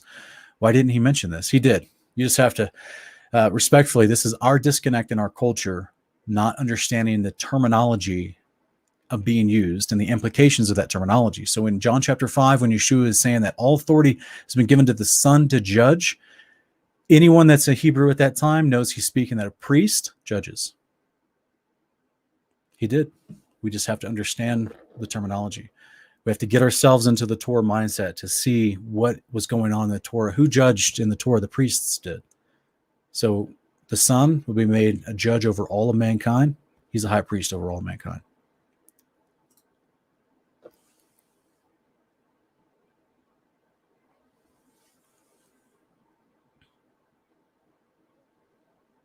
Um, 95 Mikas. 95 Mikas. He's asking a unique question. This is something we've actually covered, and I've covered actually in the video I referenced earlier, which is called New Heaven and New Earth. Please go check it out. Type in the search bar YouTube, New Heaven and New Earth, Kingdom in Context. And I actually go over in that passage, the first, that video, I go over Revelation 21 in the Greek and how the term New Heaven and New Earth is not speaking about the cosmos, the world, the entirety of where we live, or the firmament structure as a whole. Is speaking specifically about the firmament layer that is destroyed on the day of the Lord when Yeshua comes back. He rolls it back like a scroll so they can fit the New Jerusalem to come down. It's a refashioned. That's what that word means. I go into the Greek for the word new, And it doesn't mean new as in never existed before. It means new as in refashioned. So I go and explain that in that video. Go check that video out, and I think you'll be really blessed by it. And therefore you understand the land that he's seen, which is the word for earth that's being used. It's land.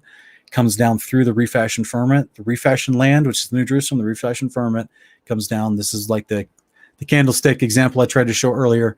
This is what Revelation 21 is describing, calling a new piece of land and a new firmament structure, or that's a refashioned firmament from the original design, because now the bigger New Jerusalem, bigger than the garden, is coming down through it, much, much bigger. So it has to be a refashioned firmament layer. Hopefully that's the best short answer I can give you, but go check out that video. It'll bless you.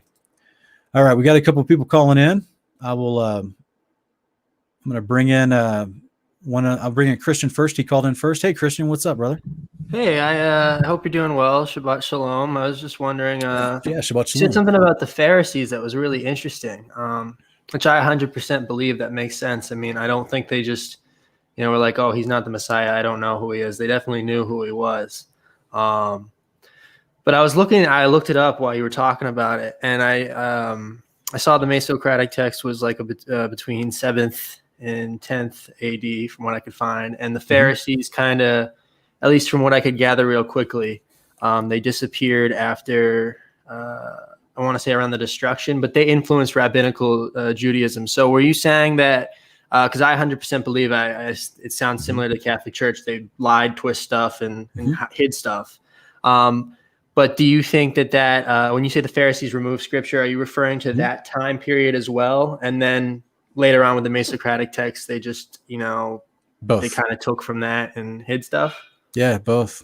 Yeah, I actually reviewed this in the video that I referenced. It's called Proving the Pharisees Removed Scripture to Hide Yeshua. So go check that out. It's on my Milk and Meat playlist here on the channel.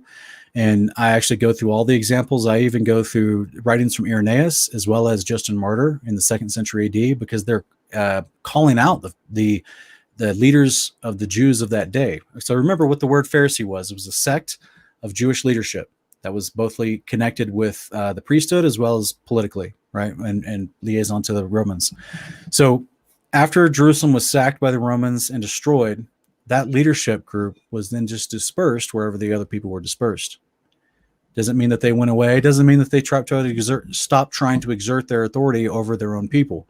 So that's why you see, even in the 2nd century AD, you see these early, I hate to call them church fathers, but these early disciples of the faith were talking about actively in their day. They knew, and they had the Greek text, and they had the new versions that were coming out, so to speak, the new authoritative versions, just like we see today, right? The Catholic Church put out something and say, well, this is the authoritative version. Yes, there's slight changes, but we don't want to talk about that. So we have these guys from the 2nd century calling them out for that behavior and citing the things that were changed. So I show all that in the video. You'll have to go check. You have to catch up with that information and the fullness thereof in that video, but because it's a lot, it's its own presentation. And of course, we're also seeing, from when you compare the Masoretic and the Greek, you can also see the huge changes as well. So I talk about that in the video as well. Absolutely. Yeah, I'll check that out. And I thank you, and I'll be sure to share the information. And then if I could ask one real quick question. You mentioned you went over it real quick in Milk and Meat last week, and I just didn't know if you had a link to it or not. I know you don't emphasize the calendar, but you said you follow a 12-month one. Do you know where I could find that one, or look into it for myself? Well, it's what Enoch and Jubilees describes, being at 364 days, delineated by 4 seasons at 91 days each. So that's your math right there at 364. And so that's delineated by 12 months. Because what it is, it's 30 days in a month divided by 12, or times 12 is 360, plus the 4 intercalary days, which is the transitionary days between seasons. So that's where they get the 364. So as far as there's no calendar given in any of the scriptures that actually has a chart graph calendar, right? We just have to do the math in our heads, if that's what you're asking. Yeah, because I've seen a few 364-day calendars. And I just didn't know which one was the best to kind of look at, because I know there's a few different ones that vary. Because I went back and watched one of yours from a few months ago where you went over the professor and stuff like that. So, I'm just trying to figure out a good one, because I want to do Passover this year. But there's a prayer march with my ministry that they're doing up in Boston that I wanted to be a part of, but I still want to do Passover. So I'm kind of like, it's conflict of interest of how I do it. Well, just keep this in mind, brother. As you come into this, you said you're learning still about this. Obviously, you've got great questions. Just remember that this is a situation where none of the scriptures that we have gives us a definitive date or time of year of when this thing starts. Right. I'm actually going to be doing a show coming up. I think we just finalized the date with My House Ministries. Let's see if I can find it real quick. We're going to be talking about this very subject, and I got to go through my messages and find it. But I think we talked about March 8th. But the idea is that we're all struggling to find a consistent start point to the year so we could start the calendar situation, which is why it's such a big debate. Unfortunately, it becomes such a big point of contention for certain people because certain people's personalities, you may be this type of personality, and there's nothing wrong with that. They want to know a schedule. It's their sense of safety in some regard. They want to know 100% a schedule to when they can plan stuff and do stuff. The Father is not going to chastise you for not, because we don't know the schedule of the feasts exactly every day on the right day of the year anymore, because we've changed multiple calendars. We're in dispersion. All this was prophesied that we would lose these dates. So we're doing our best to try to reclaim them and refine them according to scriptures. But as I've been talking about, a lot of scriptures have been really maligned. A lot of topics in scriptures have been really covered over throughout the centuries. The calendar issue is definitely one of them. Okay. Yeah. So the Father knows all this has happened. He knows that you're starting from scratch, so to speak, trying to understand this. Whereas the people in the past, he literally told them, all right, on this day, and then they're going forward on this day. And so it was easy for them to follow. He knows that we're in a place of, like Paul says, right now we know in part and we see in part, right? So he understands that. Do not beat yourself up if you can't, you think that you're keeping the exact wrong day. You know what I'm saying? The reason I say this, because so many people have made this such a point of contention that it becomes a point of hurt and division in their heart, because they eventually settle for one specific day, and then anyone else that doesn't follow that, they think everyone else is in sin. So it becomes a serious problem with the efficacy of how they're walking out the love in their life towards their fellow brethren. Absolutely. This calendar issue specifically, which blows my mind that this is an issue that so many people do that with.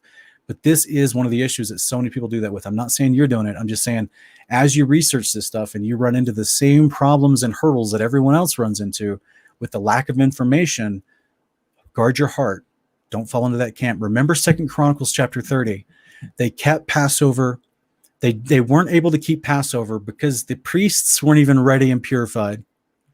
So then they had celebrated second Passover. And after second Passover, they had a 7-day revival of extending the Feast of Unleavened Bread beyond the initial 7 days. They went an additional 7 days, a total of 14 days. That's not instructed in Torah.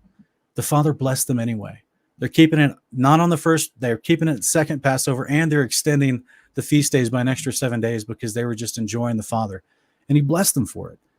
He knows that we struggle with life. He knows that we struggle, and specifically with all this deception that's been prophesied to come upon Israel as we're scattered.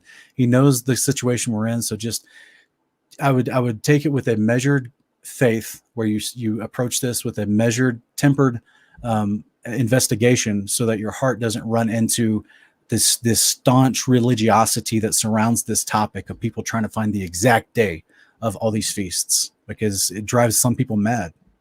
Absolutely. I agree. Thank you. And real quickly, just one real quick question. Do you recommend eating lamb for Passover? Yes, lamb or goat. If you want to commemorate it the right way, I would suggest lamb or goat.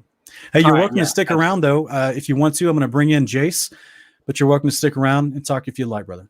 Hey, Jace, what's up? What's your question? Hey, what's going on, Sean? Hey, you can hear me all right? Yeah, I can hear you good. Okay, just making sure I don't have any feedback or anything like that, because I don't know how this works. So, all right. Just a quick question here. Like, do you think, as far as like the order of books, where they put some in, like as far as because the translation I used to read all the time was Complete Jewish Version, and the First Chronicles and Second Chronicles are like at the end, like right before Matthew. So do you think they've, as far as like the order of books go, did they probably put those there for a certain reason, or just cause more confusion? Or well, in this modern day and age, it's not always to cause confusion. They've already done plenty of that with the language just being translated, but it's the ordering of the books and how they write in like sub chapter descriptions and annotated notes on the side, the way they do their footnotes, the way they format the book, all of that helps them qualify according to publishers' copyright law. And they're doing all that so they can qualify to say they're legitimized in bringing out another version of the Bible to sell. So this is kind of a thing that a lot of people kind of forget about modern copyrights and laws, is they have to have a different version in order for it to be. And it doesn't mean the message has changed. It doesn't mean they've changed the language or anything. They opened a thesaurus and used different words that mean the same thing. They formatted the way the chapters look, like you're talking about. They'll even sometimes format how the chapters are placed, within each other. But ultimately, if you want there are versions of the Bible out there that have put all the books in chronological order. If you see what I'm saying? Yeah. So I guess what I'm trying to say is in that regard, I don't know the authors or the creators of that version of the Complete Jewish Version, but I know that in order to be able to print a new Bible and call it a new version of the Bible, right?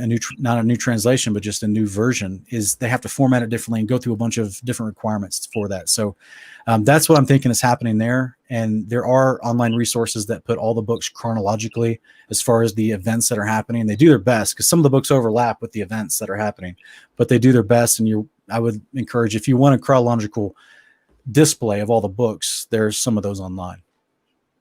Okay. Yeah, I was just wondering if they may have done that for a specific reason, as far as it, other than the publishing and everything like that. So, well, yeah, I mean, honestly, it's just, I don't know if I can't speak to their heart motivation, but I would know that it's a practice carried on from Catholicism, which did it out of wrong motivations. We know that from Catholicism. They literally told us that from Catholicism, their motivations, which are anti-scriptural. So they're just practicing that modern tradition of feeling the flexibility of taking these things and putting them out of chronological order and being okay with it, if that makes any sense. Yeah, definitely. Yeah. I appreciate it, man. Yeah. So. Hey, no problem, brother. You're welcome to stick around. I'm going to bring in Hannibal. I think he's got a question too.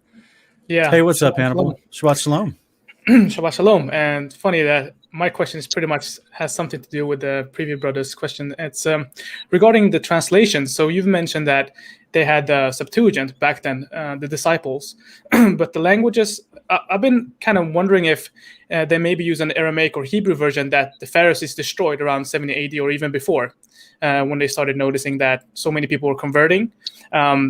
Because the languages that we see, for example, on top of the cross or next to the cross was Greek, Latin, and Hebrew. But the word for Hebrew in Greek is it could be Aramaic or Hebrew, and I'm not sure if they had a Babylonian Hebrew or Aramaic. So do you think that they had only the Septuagint at that time, or did they also have access to a Hebraic or Aramaic version that has since then been destroyed? Well, you're asking two questions. This is great questions, but there's a difference between having a copy available and having access to it. Yeah, that's true. Does that make sense? Yes, I believe they had Hebrew and Aramaic versions available. We see that with the Dead Sea Scrolls. We see there was Paleo-Hebrew versions of Jubilees found, and also Aramaic versions of the Testament of Levi, as well as Book of Genesis. And so we see that they did have versions of Hebrew and Aramaic. Were they widely copied and readily available for people to read? Supposedly, history tells us the most common, widely available copy was of the Greek Septuagint. Yeah.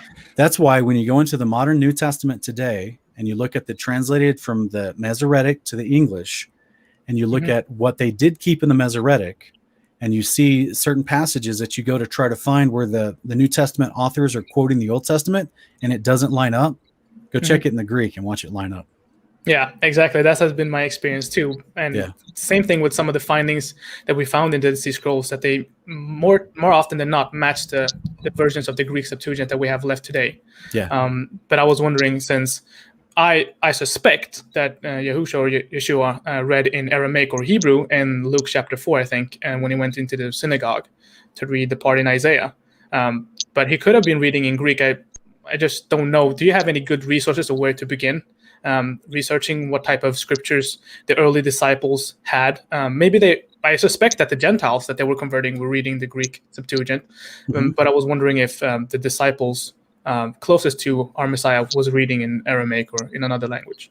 I have no idea on even where to source that type of specific information Yeah. to find out what availability Peter, Andrew, Philip, Matthew, Bartholomew may have had as far as the scrolls they had collected over time, or they were able to purchase, or even in local libraries and synagogues, what was available to them.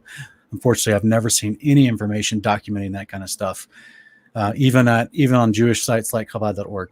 So I apologize. I wouldn't know where to start. But the good news is, brother, I know a lot of people have an affinity of love for Hebrew, the Hebrew translation. But that's true. The good news is the message doesn't change regardless of the language. Amen. I know a lot of people, that we develop a strong bond, especially because I love the pictographs of Paleo Hebrew.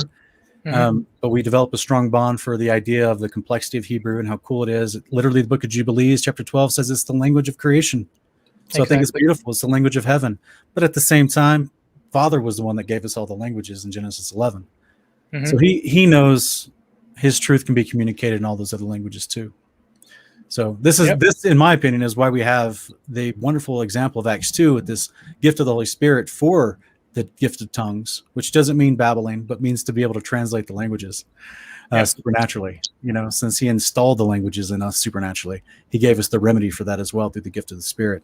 And that, of course, is given to us through Yeshua's priesthood. So I think, it's fine. People want to jump into the Hebrew and look for the sources of Hebrew in the first century or before, whether it was the Aramaic that they came back speaking from Babylon, or whether they tried to revise or hang on to the Paleo Hebrew.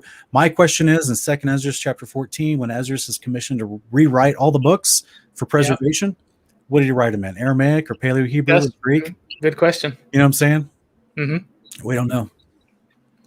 Yeah. There's so many different books that have had poor manuscript history. A chain of a succession of tracing who owned when and how it was translated where. It's such a struggle these days to find all that information accurately. So we'll never know when Ezra the high priest rewrote all the books what he wrote them in. Yeah. Yes, I thank you so much for introducing me to the Septuagint. Ever since then, I've been starting to compare each and every weekly Torah portion, and I'm finding so much gold. And I usually also read one chapter of Proverbs each day, the one that's for the same date that we have. And looking at the Septuagint translation, it's like, why did they change this? It doesn't make any sense. It really doesn't. It really doesn't. Yeah. It's so sad that the changes that have been made, literally, like I said, that's why I struggle to walk in love in my heart towards the Pharisees that are already dead. Because I'm like, you guys have made it such a challenge. They're truly. I've always jokingly called the Catholic Church one of the biggest trolls on the faith. And the Pharisees were predecessors to that trolling behavior, just antagonistic, demonic behavior, just try to get people confused, to steal their hope, to steal their joy, to steal the information the Father gave us to the prophets, to understand who the Father is, and to walk securely in our faith. Like we read that quote from Irenaeus, that faith rests on things that are, he's just quoting Hebrews, right? Faith is not blind. It rests on things that the promises of God, things that are true and real. There's been an orchestrated attack from the enemy to make believers blind to those ideas. And part of how you do that is you steal the source of their information from them so they can understand proper doctrine, to understand the Father. I hate to even use the word doctrine sometimes. The word just means teaching, but it's a common term so many people know, because really all it is just information that explains heaven and the Father and the angels. And that's the information that's been stolen from us piece by piece over time. Thankfully, we still got a lot of it. Thankfully, we still, with what we have left, we have the full story, enough to have faith. It doesn't stop the Spirit working through the priesthood of Yeshua to give faith to people and to bring people into discipleship. But it's still frustrating for us who search these things out and want to find all the pieces of the puzzle and put it together. It's frustrating. John, welcome. John has a question too. Annabelle, is that your only question? Yeah, that was my only question. Thank you. I'm sorry, David. This is not John. This is David. How you doing? Hey, David, welcome. Thank you. First question. I'm pretty sure everyone has this on their mind. When is Lighthouse coming out? Well, brother, I try not to talk about too much on Torah Portions because that is. Oh, by the way, you want to turn down your volume just a little bit if you can, so you don't get a lot of feedback. Hold on. So basically, I try not to talk about it a lot during these type of Torah Portions because they are compensating me. So therefore, I don't want to fall into the realm of working on the Sabbath. But I can just give you a brief overview as we've announced in the social media group that because of what happened to Parler, they're having to change server hosting systems, which is a huge different configuration, is a huge process for the size of what we're doing with our site. So it's a delay, definitely a delay before we get to beta testing. It's going to take some time. So they don't have a definitive date yet, but it's it's not going to be next year or anything. It's definitely going to be in the months ahead. Yeah, it's just a huge delay in that kind of process. So okay, all right. So in regards to the brother with the blue cap, he was mentioning about the calendar. I actually went through the Book of Jubilees. Actually, does map out the years, whereas Enoch maps out the actual months of the year and the division of time. And it's the first 2,450 years because of Jubilees, actually 49 years, and the 50th year is an overlap of the first year of the following Jubilee as a celebration. And what really got me interested in this is if I did a search for when was the last celebrated Jubilee, and it says 121 BC. When I mapped out everything within Jubilees and then cross-reference it with Jasher, it says that when Joshua was 40 years old at the Exodus, in Jubilees, it says that either Jubilees or Jasher, it says that Moses went in the 7th month, the year that he went back to Egypt to say, let my people go. So that means there was 6 months of plagues. That means in the 2,451st year is the actual Exodus from creation.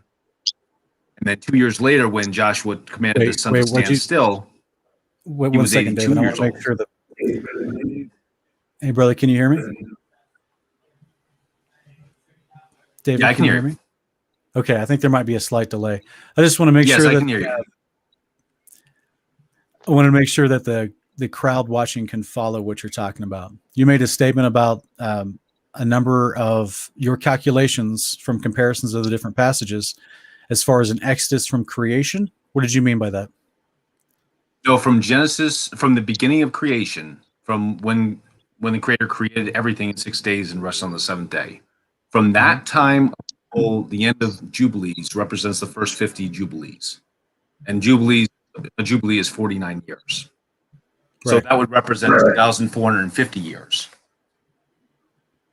Well, when Moses went to Exodus, when Moses went to Pharaoh to say, let my people go, it says neither Jubilees or Jasher. I've got to go back to the cross-reference, but it was roughly around the 2,410th year since creation in the 7th month, which would have been around the time of Tabernacles or the Feast of Ingathering.